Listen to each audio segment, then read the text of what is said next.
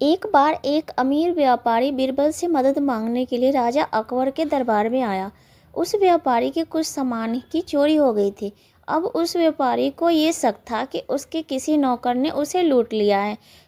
उसके बहुत से नौकर थे, इसलिए वह असली चोर को पकड़ नहीं पा रहा था। जब उसने अपनी इस परेशानी के बारे में राजा अकबर को बताया, तो महाराज अकबर ने अपने सबसे चतुर मंत्री बीरबल को इस परेशानी का हल खोजने का दायित्व दिया।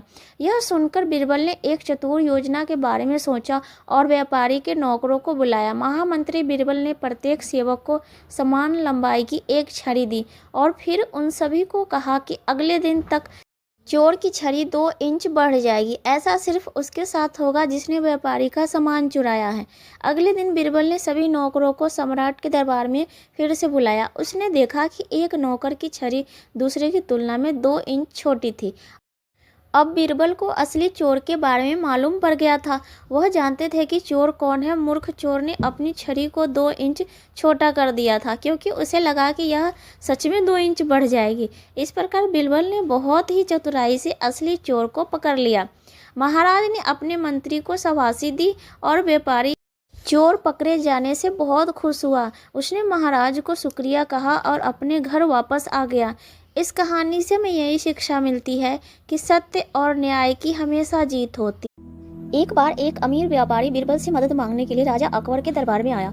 उस व्यापारी के कुछ सामान की चोरी हो गई थी। अब उस व्यापारी को ये शक था कि उसके किसी नौकर ने उसे लूट लिया है। उसके बहुत से नौकर थे, इसलिए वह असली चोर को पकड़ नहीं पा रहा था। जब उसने अपनी इस परेशानी के बारे में राजा अकबर को बताया, तो महाराज अकबर ने अपने सबसे चतुर मंत्री बीरबल को इस परेशानी का हल खोजने का दायित्व दिया। यह सुनकर बीरबल ने एक चतुर योजना के बारे में सोचा और व्यापारी के नौकरों को बुलाया। महामंत्री बीरबल ने प्रत्येक सेवक को समान लंबाई की एक छड़ी दी और फिर उन सभी को कहा कि अगले दिन तक चोर की छड़ी 2 इंच बढ़ जाएगी। ऐसा सिर्फ उसके साथ होगा जिसने व्यापारी का सामान चुराया है। अगले दिन बीरबल ने सभी नौकरों को सम्राट के दरबार में फिर से बुलाया। उसने देखा कि एक नौकर की छड़ी दूसरे की तुलना में 2 इंच छोटी थी। अब बीरबल को असली चोर के बारे में मालूम पड़ गया था। वह जानते थे कि चोर कौन है। मूर्ख चोर ने अपनी छड़ी को 2 इंच छोटा कर दिया था, क्योंकि उसे लगा कि यह सच में 2 इंच बढ़ जाएगी। इस प्रकार बीरबल ने बहुत ही चतुराई से असली चोर को पकड़ लिया।